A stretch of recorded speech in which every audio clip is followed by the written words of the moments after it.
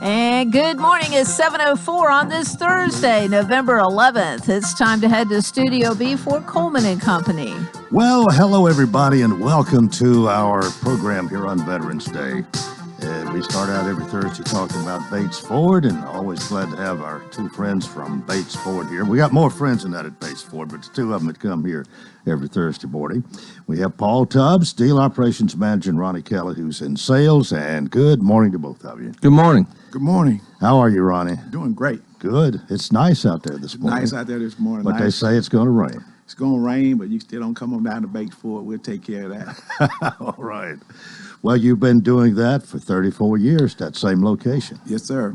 Been doing it for 34 years and had a great time at it. And also, we got some great vehicles right now, like Paul and Mike and Joey are still buying vehicles all they can buy so that we can sell. But right now, we got several good picks on used vehicles, and I get a lot of calls. Like on yesterday, I had 4 or 5 calls for vehicles.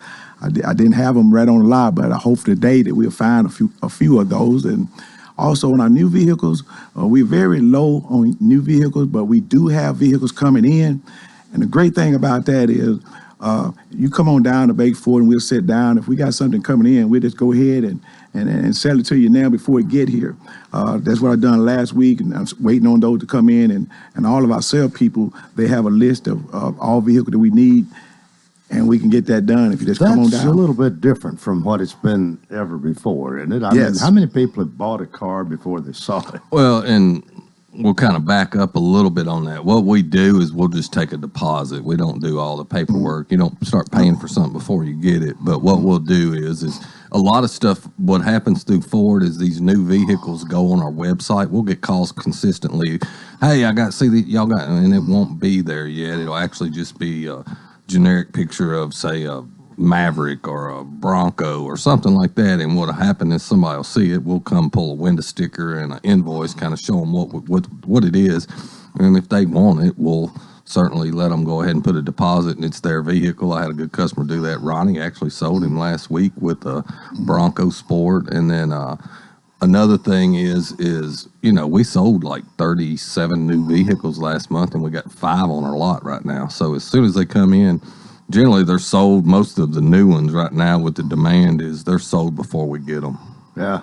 Well, 1673 West Main's the place. The dealer to trade for anything it don't eat, and you're still using that line a lot. Yep, that's it. And like I said, if you got something you want to sell, we're actively purchasing vehicles off the streets. We've bought 90% of our inventories come from where somebody had a car they wanted to sell, or something they're not using. We've had several people where somebody had a vehicle that passed and they brought it down and said, hey, what do you give us? And we run it around the block, and we'll give you a cash offer. And like I always say, if you owe money on it, that's not a big issue. What we'll do is pay it off for you, and then whatever the difference is, once we get the title, we'll write you a check, and we're good to go. So if you owe money on something, don't feel like you can't sell it to us, because we'll certainly buy it.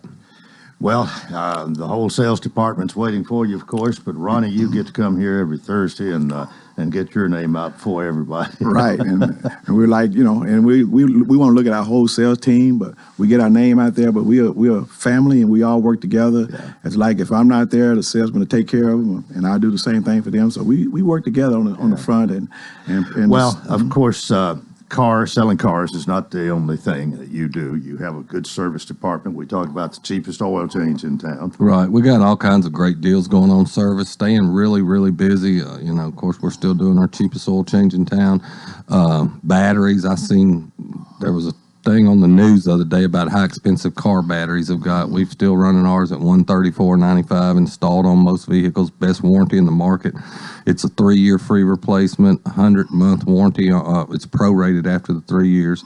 Then tires, we've got a huge deal going on tires, and we're also going to have a tire sales event through the week of Thanksgiving where we'll mount and balance them for free. So if you buy the set of tires, we're going to mount and balance them for free. Plus, we'll give you lifetime rotation. There's $140 rebate. So we're moving right along, trying to get everything done.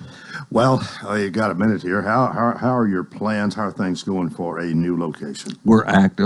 Everything's already approved through Ford. Everything's approved through the city. It's just getting, and I'm kind of, I guess, astonished on all the, you got to look at the service department. You got to be able to design it, know where the racks are, the heaters, the oil tanks. I mean, it's a lot goes into it. And I've been meeting with our architects, and I met with Ford.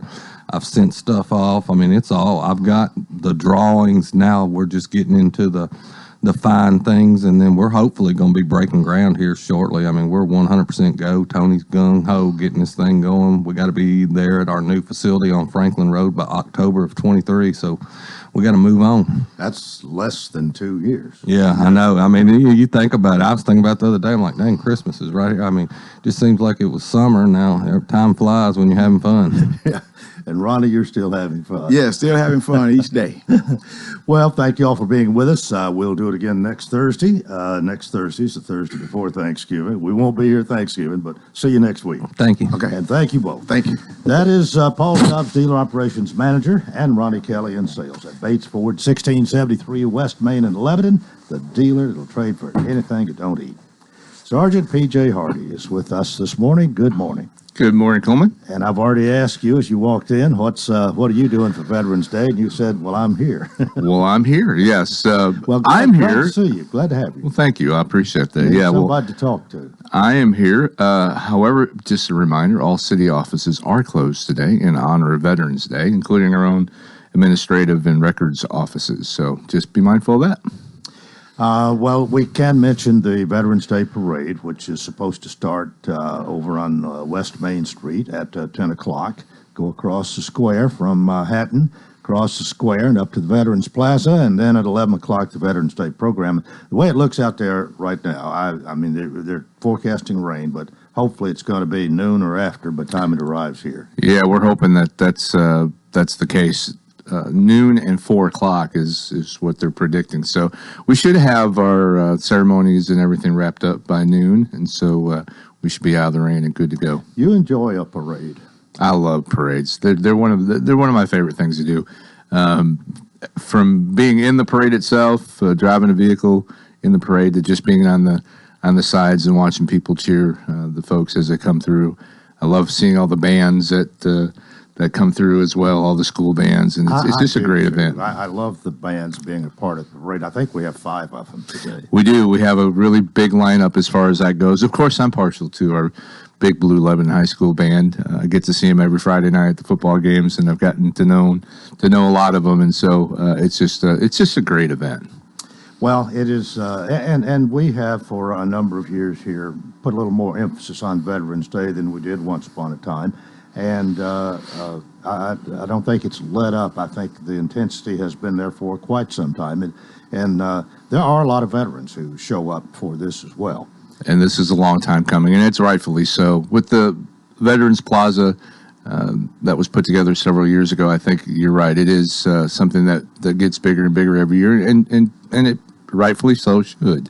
We need to honor our folks that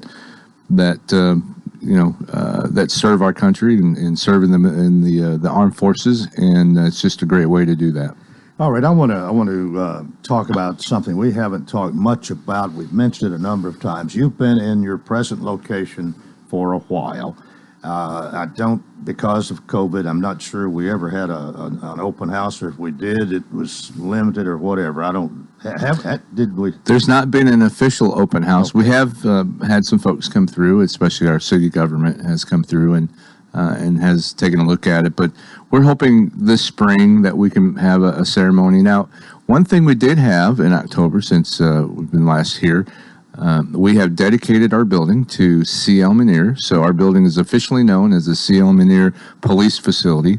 We invited some of Mr. Menier's family members to come. We had a little ceremony and a plaque for them, and we've got the signage up on the building. It says the C.L. Menier Police Facility, and we're just so honored and excited to be able to do that. C.L. Menier was he's just one of those historical figures in Lebanon that a lot of folks know about, and some don't, and the ones that don't, look it up. He's quite a figure in the Lebanon community.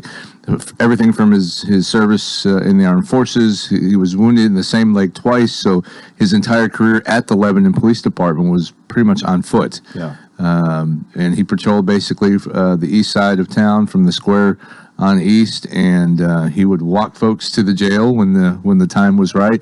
And one of the amazing things is he was very integral in keeping the race relations at bay during the riots in the 60s and 70s. And he saw no color, and if you were there peacefully and enjoying the area, that was fine. And if you weren't, he would take care of the situation. Right.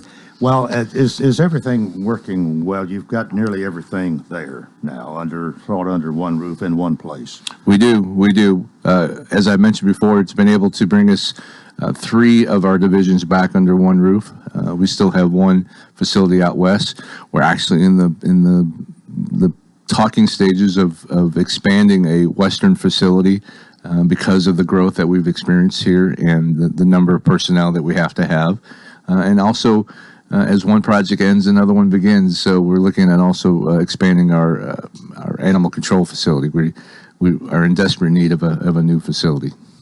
Okay, with that, we will take our break. Sergeant P.J. Hardy, Information Officer for the Lebanon Police Department, is with us as he is each month here on Coleman and Company, FM 98.9. And let's see what's happening on the roadways. This update brought to you by Absolute Kubota. They have Exmark, large inventory of Exmark mowers for homeowners and commercial users. Number one selling brand.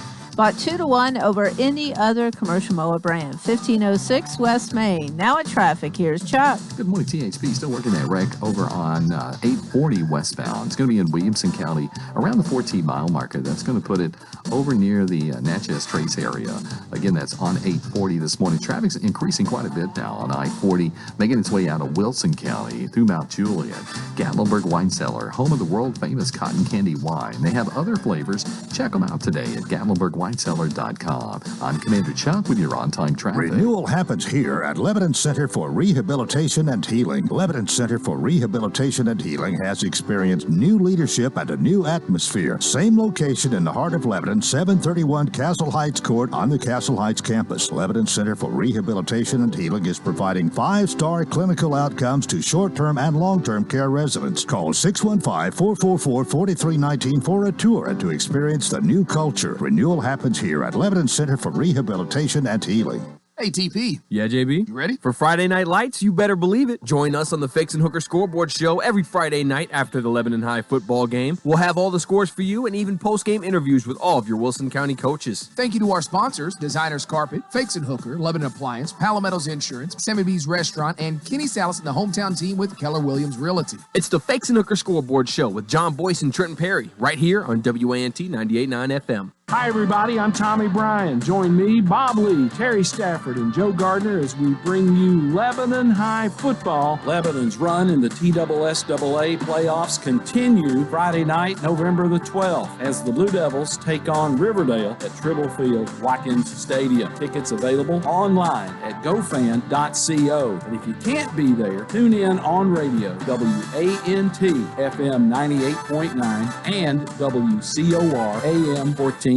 This Sunday, the Titans are back at home at Nissan Stadium. Mike Vrabel's Titans takes on Sean Payton's New Orleans Saints. The award-winning Titans countdown starts at 11. Then catch every play of Titans and Saints with the voice of the Titans, Mike Keith, and Coach Dave McGinnis. Brought to you by Fakes and Hooker, Bates Ford, Steve Mall Plumbing, The Jewelers, and the City of Lebanon Gas and Tennessee 811. Call before you dig. This is Wilson County's home for real country music and the Tennessee Titans. Real Country 98.9.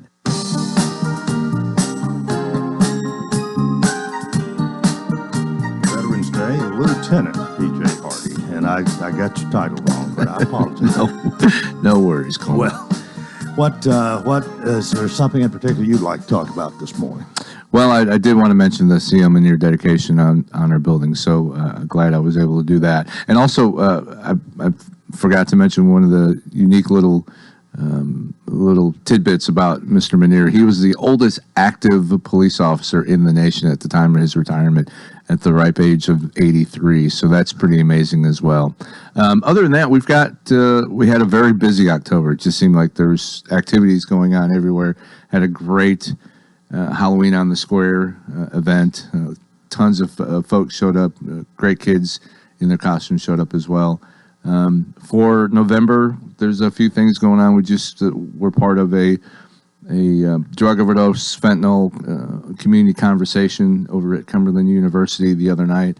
That was a very good talk about the current situation and really how a lot of folks, especially the college kids that were in attendance, really need to know what the situation is. Back in our day, if you mentioned drug overdose, the first thing that came to mind was some addict or junkie that took too much of something and perished. In today's world, that's really not the case.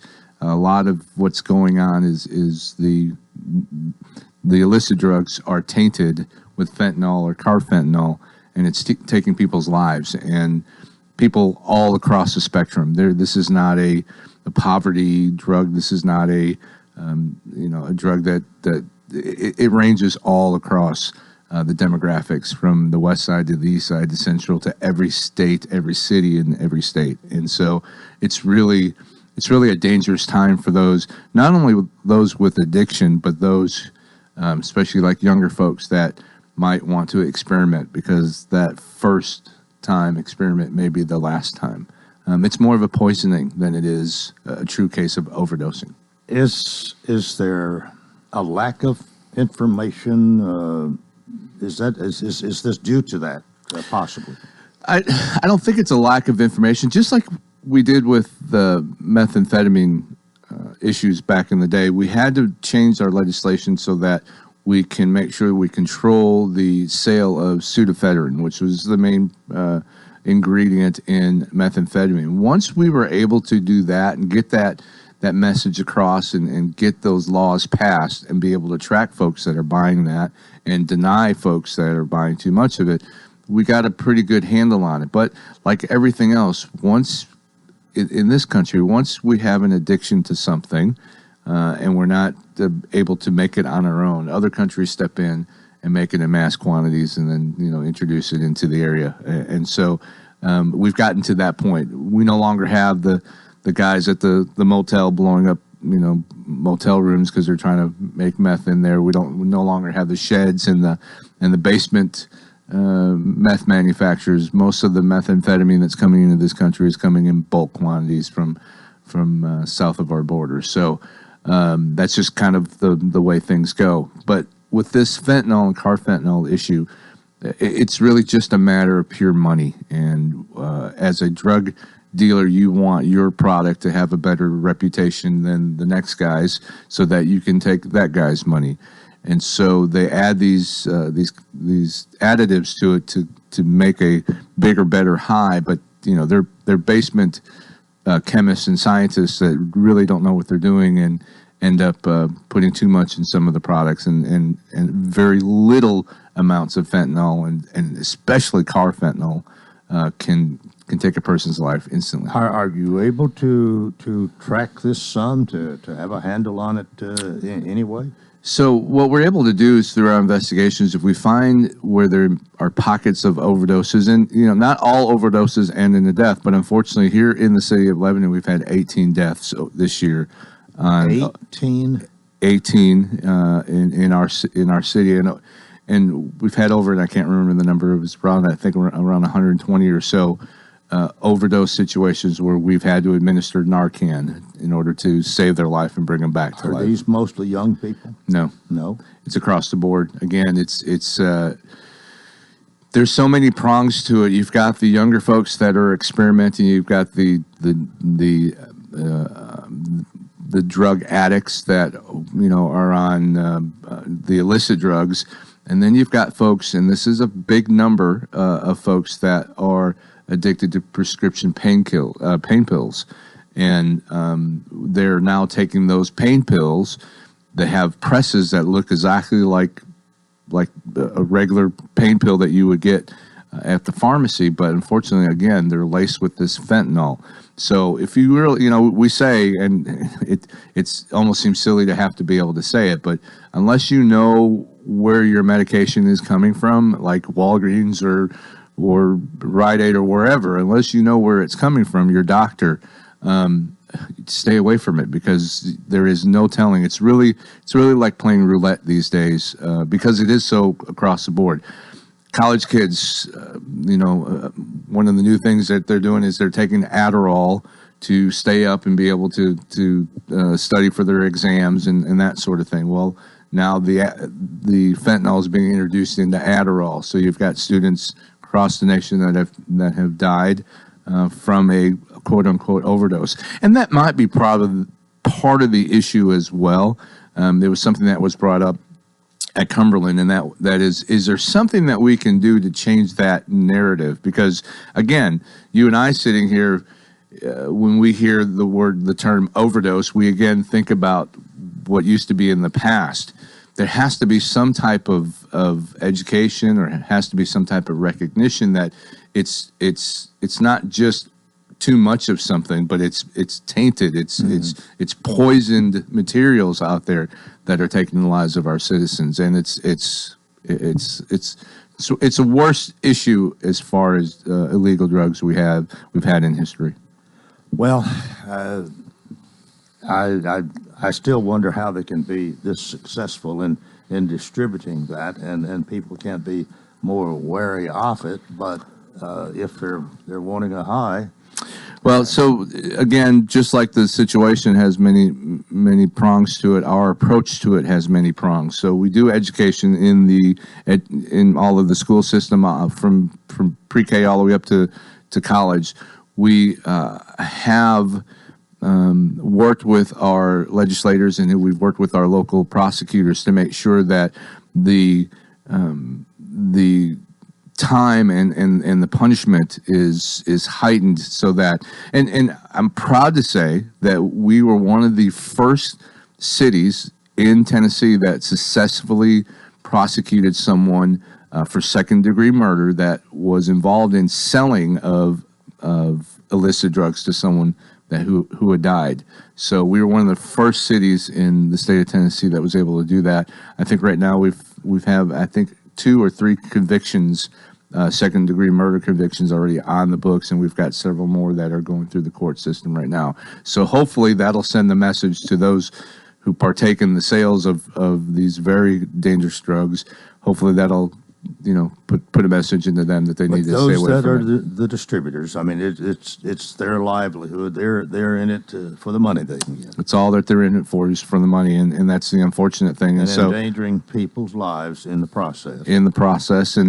And it doesn't, again, it's the competitive nature. Mine's got and what is so crazy about the whole thought process is those who are well deep into drug addiction will hear of somebody dying from an overdose, as they call it. You would think that they would say, okay, I want to stay away from whoever sold it from them, but they're actually going to that person and wanting to purchase it, because in their mind they're like, well, that guy took a little too much of it, but it's really good. I'll just take a little less, and I won't die. And that's not the case. And so it's amazing. Addiction is one of the most amazing things that humans have had to deal with. And again, we're trying to approach it from many different avenues, and hopefully, and it's not just us. Again, if you research, it's all across the nation. Well, I appreciate your discussion on that this morning. We got a couple of minutes here. I know that let's see, 2 weeks from today is Thanksgiving. I guess Thanksgiving, the day after, pretty much starts the shopping season and holiday season. Yeah, just a friendly reminder to make sure that you're locking your doors. Please, please, please lock your doors, whether it's your car, your home, anything. Yes. That's what I was just thinking. Doors, home, and cars. Yeah, absolutely. I think I've said this before. I'm originally from the Chicago area, so we were used to locking it, putting a hasp on it, and then nailing it shut. So we're used to that process. But we live in an area here where historically, you could park your truck in the driveway with the keys in it and the windows down. Nobody would mess with it, but unfortunately, those days no longer exist. And so for the holiday season, if you're out shopping, make sure that those packages, your purses, anything of value is hidden. Put it in your trunk, under the seat, where it's not visible, because oftentimes these would-be thieves are just basically lazy and they're just looking for things to get into. And they're not about to break your windows, or although they can, but most of the time they're just looking for that open, unlocked vehicle. Yeah, and this sort of sounds like a record that is stuck. We say It is. over and over and over, but people are still forgetting to lock their cars. They're forgetting to put their valuables out of sight, and so I guess as long as they don't follow instructions, we'll keep mentioning it. Yeah, and it becomes especially dangerous when more and more folks are owning handguns and weapons now. And when you leave those unsecured in a vehicle, it just becomes a very dangerous proposition. You're already taking a person that's making bad choices and you're putting a weapon in their hands. So let's please be mindful of that. Okay, appreciate your visit today, and if all goes well, we'll see you in December. We'll see you in December, but it won't be on my schedule because I switched with oh, that's right. With the other city You'll be departments. here on the third Thursday. That's correct. And Jeff Baines and whoever he sends, or himself or whatever, is going to come in your spot on the second. That's correct. So don't miss me as long too as much. somebody's here. I need somebody to talk to. And go Big Blue Friday night. Big game for us. Boy, it Second is. round of the playoffs. That's right. All right, Lieutenant P.J. Hardy, Lebanon Police Department Public Information Officer. We thank you very much. Stay with us for more here on Coleman & Company, FM 98.9. And let's see what's happening on the roadways. Want to thank our friends at Bates Ford Lifetime Brake Pad Guarantee. With the purchase of a brake service, replacement brake pads will be provided at no cost for as long as the customer owns the vehicle. Bates Ford, 1673 West Main. Now in traffic, here's Chuck. Good morning. THP's on the scene of that wreck in Williamson County on 840 westbound over near Natchez Trace. Traffic's starting to get a little bit heavy now. 65 south at Trinity Lane. Here comes that steady flow of traffic out of Mount Juliet on I-40, making your way through Hermitage. Just allow yourself a little bit of extra time. Lots of radar out here as they work that crash. Murfreesboro Pike at Donaldson Pike. Hey, Gatlinburg Wine Cellar is home of the world-famous cotton candy wine. Check out all their flavors at GatlinburgWineCellar.com. I'm Commander Chuck with your on-time traffic. 71 degrees all the way. 73 degrees, please. So what's your perfect degree of comfort? We'll help you find it with professional Rheem HVAC service that'll keep your home comfy year-round, save on energy costs, and may qualify for utility rebates and tax credits. So enjoy a new degree of comfort. 72 degrees, and I'm good to go. Financing available through TVA's Energy Right program and your local power company. Call Randy's Heat and Air 237-3604. The Dancing Lights of Christmas and Santa's Village is back for their 12th annual celebration of the magical Christmas season. With over 2 million lights spanning a 2.5-mile route, all perfectly synchronized to some rockin' Christmas tunes, you'll experience the dazzling sights and sounds of the Dancing Lights of Christmas from inside the comfort of your own vehicle. And for the first time ever, helicopter rides are available where you can see the lights dance from the sky. The Dancing Lights of Christmas and Santa's Village at the Wilson County Fairgrounds, 5 p.m. nightly, including all holidays. More info at thedancinglightsofchristmas.com. Hi, this is Rick Wittrig. Do you have projects that need painting? Well, why paint when the Powder Coat Art Company will beautifully powder coat your project with a tough, durable, baked-on finish? We have options for commercial, residential, automotive, off-road, and motorcycle parts. See us on Facebook or Instagram, or for a quote, go online at powdercoatart.com or come see us at 1746 Sparta Pike in Lebanon. Happy Veterans Day, everyone. Today's forecast calls for showers and storms, so don't forget the umbrella. On Friday, skies do clear out with sunshine returning. Highs on Friday reach the upper 50s. For Saturday, skies will be sunny with temperatures in the upper 40s. This weather forecast is brought to you by Walker Auction and Realty, professional auction and real estate services. Get top dollar for your home, land, or personal property. Log on to MikeWalkerAuctions.com. They know auctions. That's Look at Your Forecast. I'm meteorologist T.J. Scott. Pavilion. All right, we continue here on a Thursday morning. Thanks for joining us. And now we want to talk to Heather Sadler-Gallagher about the Pavilion Senior Living. She's on the phone this morning. Good morning. Good morning, Coleman. It is good to hear How your are voice. you? I'm doing well, and I hope you are. I am. Happy Veterans Day. All right. Well, what is, tell us what you need to tell us about the Pavilion Senior Living located at 1409 Medical Center Drive here in Lebanon. Well, unfortunately, we have our 10 months of COVID-free streak has ended, so we've had some positive cases in our assisted living building. So we are working diligently with our medical director, Dr. Bill Robertson, as soon as anybody tests positive to be able to get the antibody infusions. And they have worked really well with us to make sure, because the sooner you get those on board, the better. So we've been able to offer that to any positive residents or positive staff. And then we're still testing twice a week and following all the guidelines. But we are closed right now. So we had a big veterans outing planned to go to the parade, and ROTC was coming in to present colors, and we just have to halt that this year right now. So until we are 14 days without a positive case, we are kind of on shutdown and lockdown. Yeah. So, well, that's something we hate to hear, but it can happen anywhere. This is such a contagious thing, so easy to get it seems. But I guess a good thing we could point out, you went for about 10 months without a positive case, so that's a pretty good track record. We did, and we feel confident that we're going to get back there. It just, now we got to hunker down and weather the storm a little bit. So our families and our residents have been very, very kind and very gracious. And, now we're back to delivering all their meals, a little extra room service, and trying to be creative to do activities in their room. So our activity director has been doing room-to-room activities, and we're working on hall bingo where they can sit in their doors and play bingo. So we're trying to get creative to get through it. But we are, until we have 14 days clear, the Department of Health, we're on quarantine. And then to close our cluster out, you have to be 28 days clear. So we're going to get there. We just got to work together, and we're testing at any signs or symptoms. So, the good thing is that we're there and they're not home alone with it, and we're helping them get through that, and we're testing, and we're getting ahead of it, we think, before it gets ahead of them.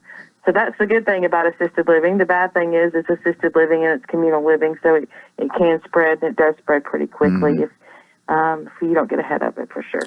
Well, one thing for sure, when this happens, it sure curtails things. Your way of doing things is totally different because of it, as you just pointed out. It is, and my staff have been wonderful to change plans. Just even changing dining room plans. Making sure we get everybody fed and then cleaned up, and then do it 3 times a day. So my staff have been wonderful about that, and we're just, like I said, getting as creative as we can, and trying to keep people as safe as we can. We're PPE'd up, gowns, gloves, goggles, N95 mask, and we've gotten kind of used to that in the past few days. So that's what we're doing, and doing everything we can to stop the spread and keep everybody safe. But still, even in the middle of a pandemic, seniors need help. Seniors need help with activities of daily living, bathing, dressing, grooming, those type of things, and that's what we're there for. Well, maybe by this time when we talk next week, things will be a little bit different. If not, they'll be coming to a difference and back to normal. That is what we're hoping. So yeah, right. Y'all just keep us in your thoughts and prayers, and we're gonna keep trudging forward, and hopefully we'll have a great report next week. And at this point, we've closed to tours and closed to anything like that. So. But if anybody has questions about anything, we're still answering the phone. I can tell you that for sure. Okay. Well, you can reach Heather if you want to give her a call. 615-444-5556, the website, www.thepavilionseniorliving.com. And I think that'll take care of it today. That will. Everybody have a great Veterans Day. Right. And thank you for being with us. We'll talk with you next week. Have a great one. Okay, Heather Sadler-Gallagher, she's the marketing director and the administrator for the Pavilion Senior Living here in Lebanon. And we're about 22 minutes before the hour. Jeff Luttrell is with us this morning, the director of schools for Wilson County. And Jeff, good morning. Good morning, Coleman. Let me say that you were a little bit under the weather, and they didn't have a school board meeting on the first Monday. Actually, it was the 1st of November, and you put that off a few days. And we had Chuck Whitlock came in your place, and we talked about all the success of the football teams and the ones making the playoffs and everything, which was a good program. But we managed to arrange you today, and thanks for giving up your visit to Rotary this morning to come and be with us and let everybody know what's going on. We did have a meeting a little bit later, right? We did. We met on Wednesday. I was a little bit under the weather and wanted to make sure I didn't have COVID, so went through the testing procedures. So we postponed until we got those results back. We had our meeting on Wednesday, which was a regular board meeting, and we took care of some just normal business through our some policies and some issues like that, and did probably the biggest news that a lot of people was wanting to know about was RFP. We had RFP'd for land and had opened that up, and we had 2 parcels of land in 2 different areas. And after discussing it, and after the RFP was open, we had a lot of people reached out and said, well, I didn't know it. I'd like to reconsider. So the board made the decision to reject those 2 parcels of land and put that RFP back out. And those will be opened up 1st December. If anybody would like to put up their land to be considered for possible purchase for building of schools, they can reach out to us, 444-3282, and ask about the parcels, the RFP packet, and we'll be glad to work with them anyway. So the decision was that, and the reasoning is we want as many people to participate in that process as possible. Right. So that was the biggest thing we really took action on. How urgent is what you're beginning to work on here? Well, when we added over 1,100 students more than we had at the end of last year. I've got 2 elementary schools that are 100% capacity. So we've got a little time, but to go through that process and plan and get a building out of the ground, we've got to go ahead and start working on it. Yeah, 1,100 additional students is sort of a red flag out there. We need to think about the future. We don't get behind the curve. That's exactly right. Yeah. Well, we could mention a little bit of what Chuck Whitlock and I talked about on that Monday. The fact that we've had some good football teams here, and of course. As Lieutenant Hardy just left and saying "Go Big Blue," he's a Big Blue Devil fan. They've got their work cut out for them with Riverdale this Friday night, but it would be wonderful. It would be wonderful to see another win. It would, and that Lebanon has really solidified their program the last couple of years. When you go watch them, you see a team that's got talent. They're well coached.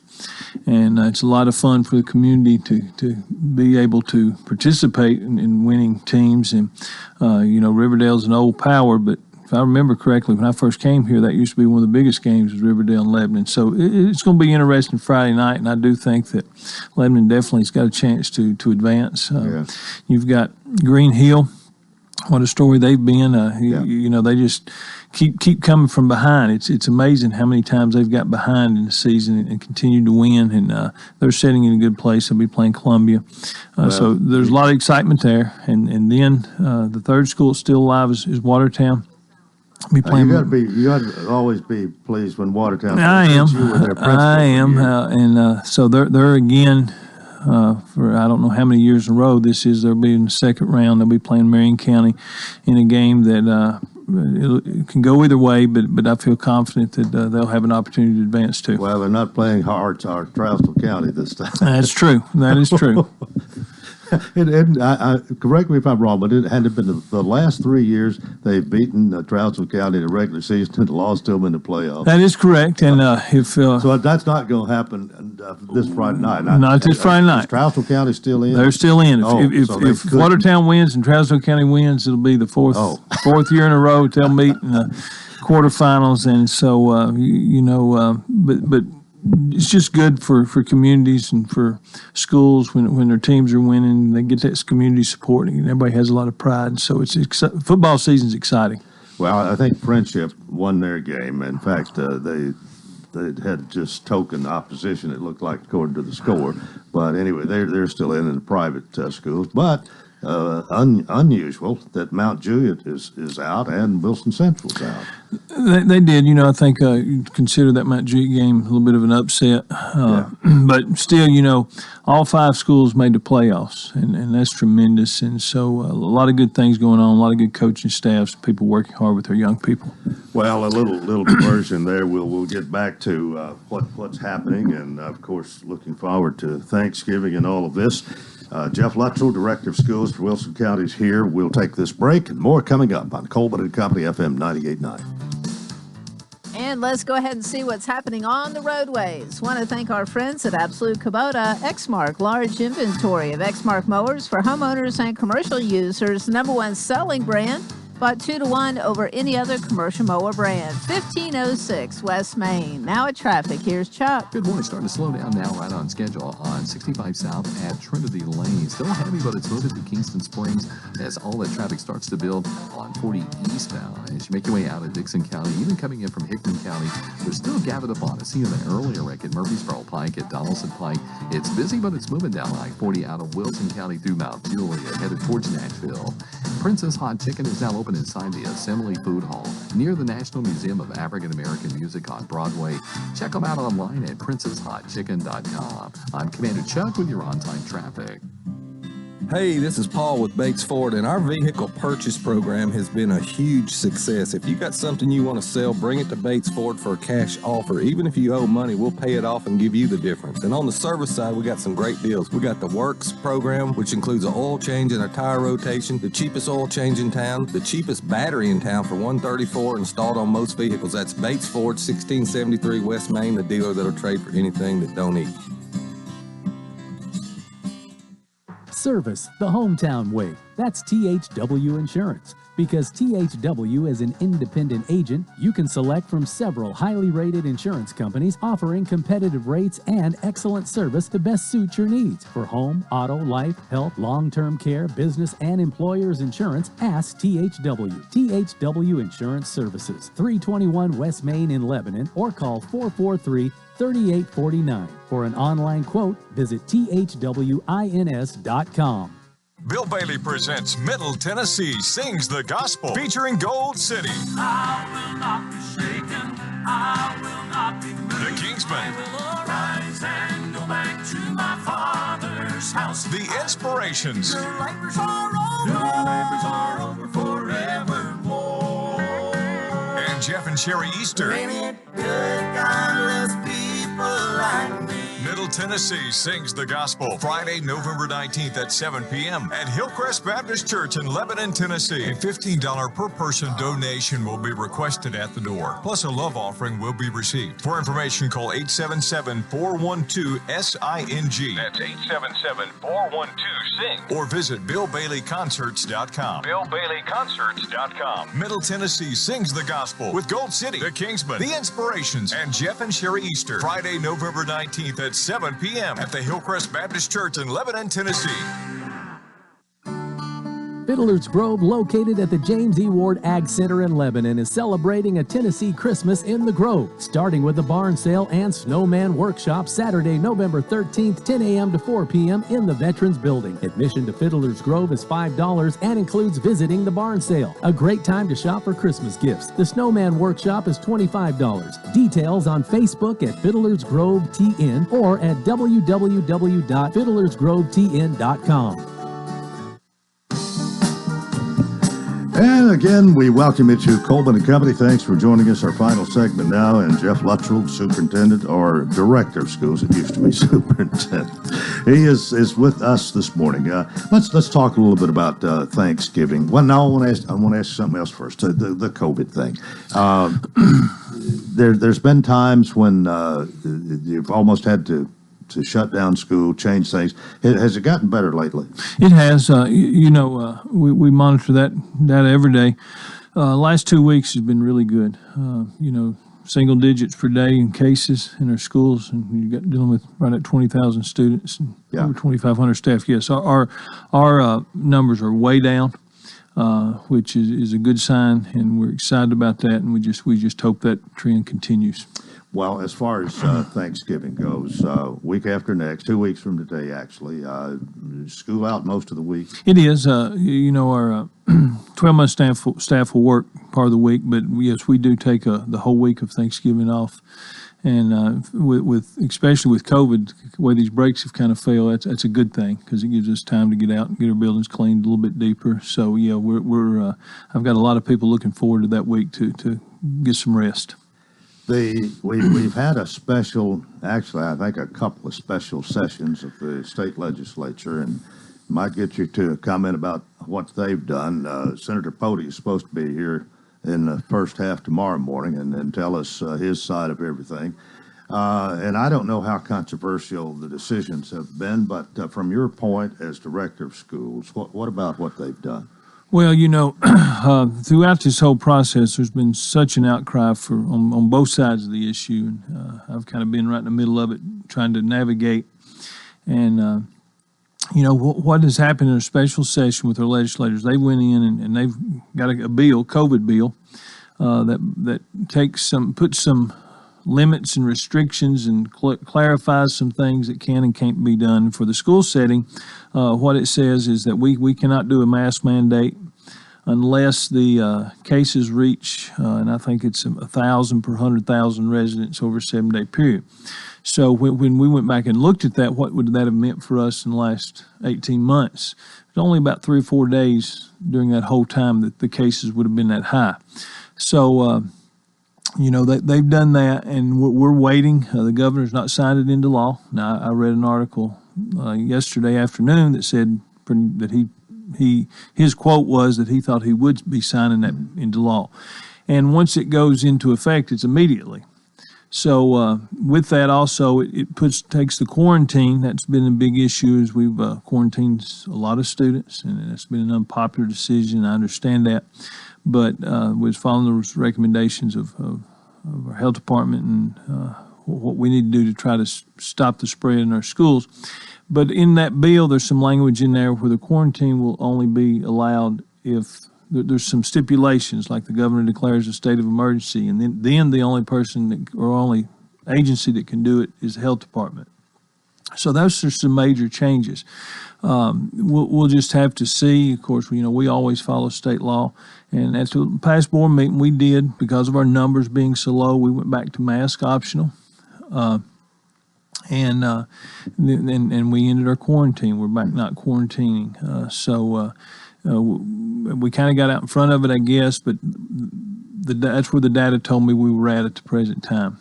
So if this becomes law, and I feel like it will, that will clarify that, and we'll move forward with that and just have to see where it goes. We are waiting on, once it becomes law, we'll get more instructions and determination from the State Department of Education.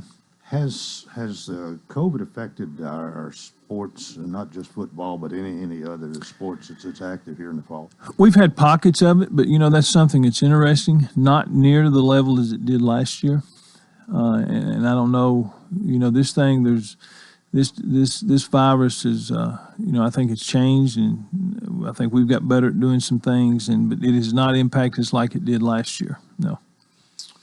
Well, let's talk about the education that students are getting. I'll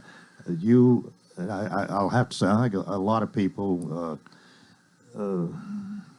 felt, well, I don't know how it is, felt sorry for you. You took over as director of schools, and it was like just getting in a frying pan or something. I mean, you didn't hardly have any time to get your feet on the ground. Hopefully you already had, but it's been a rough time for you, Jeff. It's got to have been. Well, there's you want to make decisions, and you want your organization to move in the right way, and it's always better when the more people's on the bus.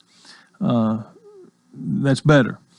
Yeah, but in this situation, there seems to be no middle ground. I mean, there's some people, or with some people at least, they're so adamant one way or the other, and there's not much room for compromise with some of them. That is correct, and that has been frustrating, and I've tried to talk to both sides, and but Coleman, the first month was really rough. To tell you that don't weigh on you as you try to make decisions for 20,000 kids and their families, and I'd be lying to say it didn't. So it weighed on me, but I finally got to the point where I had to put my head on my pillow, and I decided that I'm going to do what I think's best to try to stay in school and to protect as many kids as possible. And since that time, that's what I've done. I still get some angry emails occasionally or a conversation.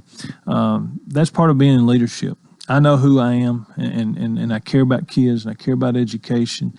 And so that's just where it's at. That's part of being in leadership. Sometimes it's lonely.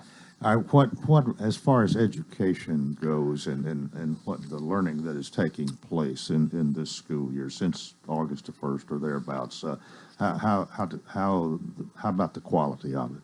I think the quality's fine. I think we've, if you remember back when we shut down for a week, that was a tough week, and that I didn't like to do that, but we just couldn't have school. Since that time, our attendance is trending right at 93% and above. Yesterday had 94%. I was in buildings yesterday, walking around, watching teachers teach and interact with their kids, and it looked like a normal school day. A lot of times you hear bits or pieces on the news and you think, oh, the sky's falling. But when I get in our schools and I see what our teachers are doing, that's a testament to our teachers. They're educating our kids. We're already looking at data, and we're tracking, seeing where our kids are at. And so I think our quality of education will still continue. One of the things we did last board meeting, just want to mention to show what went on last year, our merit scholars, we recognized them. That's the top 3% students in the nation. We had several of those. We had 2 students that received a perfect score on their ACT. Wow. We had 6 reward schools. So even with all that was going on, our education quality is still maintained. Now, there's been some loss. We know that, and we know how to correct that. Beginning in January, we'll begin some after-school tutoring that will address some of the learning loss. And it won't cost the parents anything. Their child will be able to stay and get extra help. We're really excited about that. So, and that's what I've got to keep, all the chatter and all that goes on, the biggest responsibility we got is educating our kids. And that's what we're going to stay focused on. I guess there have been some hiring opportunities. I know from time to time you've needed bus drivers. What about personnel from teachers to bus drivers to custodians, cafeteria workers? That's one of our biggest challenges. We still need more bus drivers. We still got some down routes, and we're working continuously to come up with ideas, try to make that better. And we've hired a lot of bus drivers, but we've had some drivers that chose not to drive too. So our cafeteria workers, we've still got shortages there. Teachers, we've still got a few. We've about got all of those taken care of, but we still got a few. And I know it's frustrating for everyone, but especially in teachers, you've got to have certified people. And if you don't have them, you can't hire them. Bus drivers, same way. You've got to have a CDL. And so that's a process. And we train those people, and we encourage anybody listening, if you want to drive for us, turn in an application. We'll train you, and we'll walk you through that process. But that has been one of the most frustrating things through this whole thing, is finding enough workers to staff all of our openings. You probably have a few friends who are directors in other places. You have contact, correspondence, talk to others, and I'm wondering if you do, how we stack up, and if they're learning from you or you're learning from them, or maybe a little of both. Well, I think we're all trying to learn from each other, because some of these things we've never experienced. Used to, if you had an educational assistant opening, everybody wanted it. And now we're not getting very many applications for those. And some of it's local. We've got to look at our pay structure, but they're in the same boat. The difference is, and it gets magnified in a district our size. If you've got, I talked to some of my neighboring directors of school, they need 3 or 4 bus drivers. Well, I need 10. They need 2 or 3 EAs. I could use 10 or 15. And it's just a size. And so it gets magnified more for us. But I do want to say, and just a shout out to, our workers and our staff has been tremendous. picking up, if we're short on subs, we'll send somebody from ATC to be a substitute. And so I just thank them for their attitude. We're going to get through this. We're going to come out on the other side, and hopefully sooner than later. But there are some signs. If these numbers stay where they're at, I'm excited about going forward and what will happen. Do you think once this is over, there would be more willingness of these people? Have they been holding back because of COVID? I guess that's what I'm asking. Well, I think that's partial. There's to come into our environment that can be alarming. So I do think that's some of it, and then some of it we have to look at when we're competing with workers and starting pay in a lot of these other industries are double what we're paying. That's another factor, and at some point we've got to try to address that also. Well, we've got just a minute here. You seem to you go to the county commission. I think you've established in a short time here a pretty good relationship with them, and they're ready to listen to you when you have a need. Yeah, I think so. That's been a great experience. Their track record is unbelievable of supporting education. The other day, Mayor Hutto's office, he outlined and showed me what has taken place just in buildings, capital projects in the last 10, 15 years in Wilson County. It is unbelievable, the commitment they've made. And I think they know, and we will work together, and it's not me against them or us against them. We've got some tasks we've got to look at, and I look forward to working with them on that. Well, we look forward to having you back. I guess it'll be after your meeting in December, and thanks for coming today. Thank you. Jeff Luttrell, our Director of Schools for Wilson County, and that is it for a Thursday. Please join us tomorrow. Until then, I wish you a tremendous day.